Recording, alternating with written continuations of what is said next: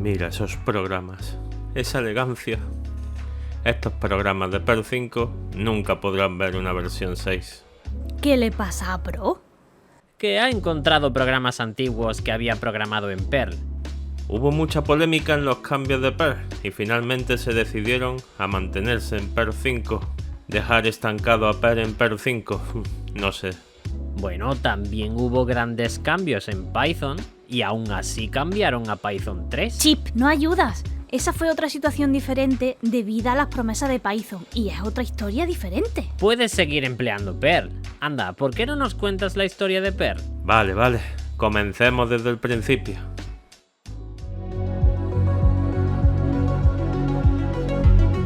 Antes de continuar, un inciso. ¿Te gustaría apoyar a nuestro canal? No te olvides de darle a me gusta y si no lo estás, suscribirte para no perderte futuro contenido. También puedes apoyarnos si quieres uniéndote al canal o enviándonos un gracias aquí abajo en el botoncito. Nosotros te lo agradeceremos igualmente y os avisaremos de ofertas y promociones del canal. Y además también podemos acompañarte desde tu plataforma de podcast favorita. Ahora sí, continúa. El nacimiento de Perl. En el principio de los tiempos no había nada y... Chip, déjate de bromas y deja que cuente la historia. Es que Larry Wall tiene genes de predicador y de hecho es una persona muy religiosa. Da por hecho que al ser sus antepasados y su padre predicadores, eso le confiere una disposición natural a la creación. ¿Cierto? Bueno, cierto que lo dijo, el contenido es discutible. Mejor nos centramos en el lenguaje, ¿no? En verdad, su idea del amor y el respeto por el resto de personas es lo que le llevó a ser un activista y una figura en el mundo del software libre. Y seguramente gracias a eso tenemos Perl. Vale, entonces, ¿qué le llevó a crear Perl? Según dijo en una entrevista, reunía las tres principales virtudes de todo buen programador: pereza, impaciencia y arrogancia. Virtudes, ya. Espero cualquier cosa a partir de aquí. El caso es que él tenía que hacer mucho trabajo y lo hacía normalmente con guiones de consola o scripts de shell y un programa, un pseudo lenguaje llamado AWK. ¿No cubría sus necesidades? Sí, pero ahí intervenía su pereza en aplicar AWK para sus tareas.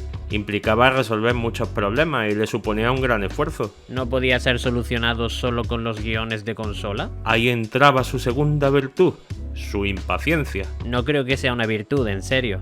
Y finalmente tuvo la arrogancia de que él podía hacerlo mejor. Un virtuoso. No es por aguar la fiesta, pero las tres virtudes son pecados capitales.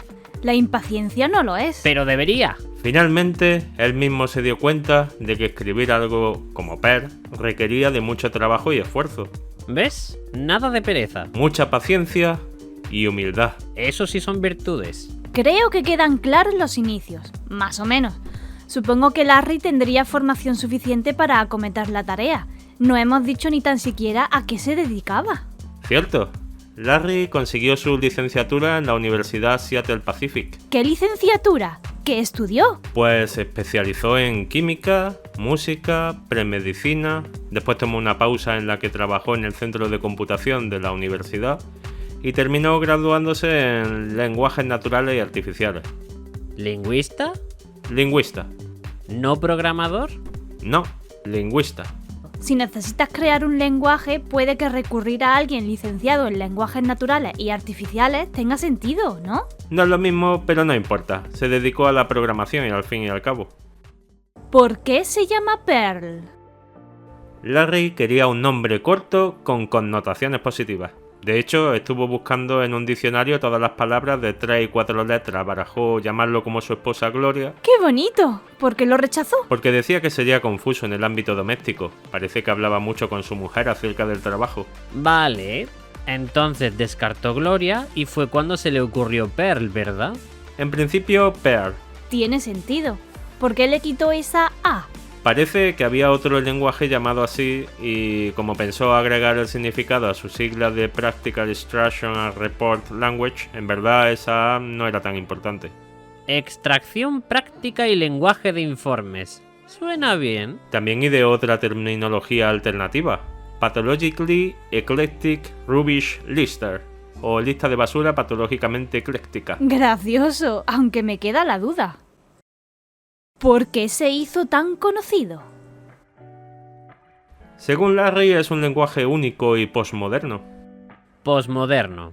El lenguaje fue creado en 1987, casi 20 años después de que comenzara este movimiento, y seguro que ha habido cientos de lenguajes desde la década de 1970.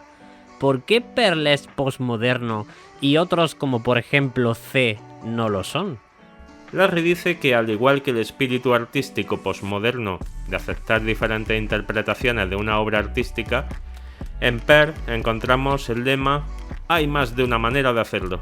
Ya veo. La verdad es que su lema es diferente y opuesto a la fórmula de otros lenguajes como Python, donde se prefiere una única forma de hacer las cosas para no confundir a los programadores.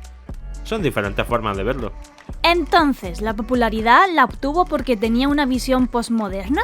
No, en verdad, por su enfoque a la administración de sistemas. Su sintaxis es simple, con poco se puede conseguir mucho y gracias a incluirse un módulo en Apache para interactuar con páginas web, muchos utilizaron Perl para hacer las primeras páginas web evitando el lenguaje C. Chip, imagina hacer páginas web con C. La verdad es que tampoco me imagino haciéndolas con Perl o CGI. Rasmus Lerdorf tampoco, tal y como vimos en nuestro capítulo sobre PHP. Otro de los puntos culminantes fue el apoyo de O'Reilly. ¿La editorial de libros? Sí, las editoriales técnicas han jugado una gran baza en la subida y caída de algunos lenguajes de programación. Hablaremos de otros lenguajes que tuvieron también esa suerte en otros capítulos. ¡Ay! A mí me gustaba Frozen Bubble, era tan divertido. ¿Echamos después una partida, Chip? Después, antes tengo una pregunta que haceros. Una pregunta dolorosa. ¿Qué pasó con Perl 6? No te aguantabas, Chip? Tenías que hacerlo, tenías que... No, está bien, es algo que hay que contar. ¿Te sientes con fuerzas? ¿En serio es tan traumático? Chip. Todo pasó en el año 2000, en la conferencia de Perl. Se comenzó a gestar una serie de cambios en el lenguaje que tenían previsto culminar en Perl 6. Bueno, ¿y cómo fue?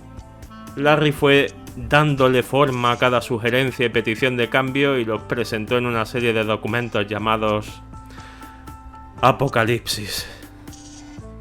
Vaya con el predicador.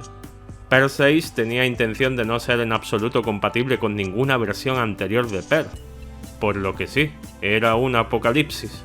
Como plan, menudo desastre. Había muy buenas ideas. Por ejemplo, la nueva máquina virtual donde el código de Perl 6 corre fue bautizada como Parrot. ¿Una máquina virtual, como Java, C# y Erlang? Sí, la idea era permitir cierto desarrollo cruzado entre versiones e incluso implementar otros lenguajes sobre la máquina. Suena bien. En 2005 se creó el proyecto Pax, la primera implementación de Perl 6 hecha en Haskell. Haskell suena bien, aunque Perl no tenía relación con la programación funcional. No, ese cambio significó la entrada de más cambios al tomar influencia de Haskell dentro de Perl 6, y ya en 2019 fue el fin. ¡Ay no! ¡Tú puedes! Dinos, ¿qué pasó? ¿Cerraron el proyecto? Consideraron que el lenguaje se había desviado mucho y era completamente diferente. ¿Completamente? ¿No se parecía al anterior al menos un poco? Casi nada. En 2019, el proyecto pasó a ser llamado Raku. Anda, un cambio de nombre. Pero entonces, ya no hubo Perl 6. No. Ese es el principal problema. Como Raku era el proyecto conocido anteriormente como Perl 6, el lenguaje Perl se mantuvo en su versión 5. Y aunque se sigue manteniendo y hay nuevas adiciones, la arquitectura no se volverá a revisar y se mantendrá siempre en Perl 5. Para siempre, de los siempres jamás. ¡Sí! Perdón. Bueno, veámoslo por el lado bueno. ¿El lenguaje evolucionó como una mariposa? Un momento, ¿el logotipo de Raku es una mariposa? ¡Qué apropiado! Se ve que ya no disfrutaremos más del camello. Me gustaba ese camello. El camello no es el logotipo de Perl. Ese es un error muy frecuente. Como en los libros de O'Reilly mostraban un camello, pues la gente cree que es el logotipo, pero no. El logotipo es una cebolla. Prefiero el camello. ¿Quién es Camelia? Camelia es la mascota de Raku.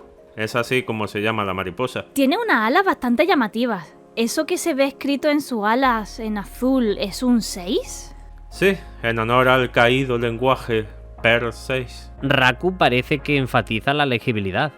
Eso es un punto positivo para que dejen de considerar a estos lenguajes de solo escritura. Sí, es verdad que Perl tiene la fama de ser tan críptico que mucho de su código se considera de solo escritura, porque se hace difícil de leer. Pero para quien programa en Perl esto no suele ser un problema.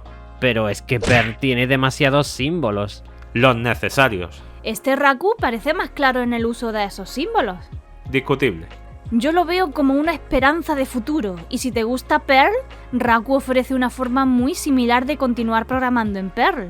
O algo que se le parece. Vale, gracias por vuestro apoyo. Conclusiones. Perl es un lenguaje que, aunque ha quedado en su versión 5, sigue siendo usado y va mejorando y agregando algunas características menores. Su gran mejora llegó con su versión 6, después convertida en el lenguaje Raku. Niklaus Wirth hacía también este movimiento de crear un nuevo lenguaje cuando un lenguaje anterior cambiaba demasiado. Esto brinda no comprometer el nuevo lenguaje con decisiones del anterior y así tener mayor libertad para crear algo mucho mejor. Crear algo diferente, en verdad. ¿Has programado alguna vez en Perl 5? ¿Tú también te quedaste esperando que saliera Perl 6?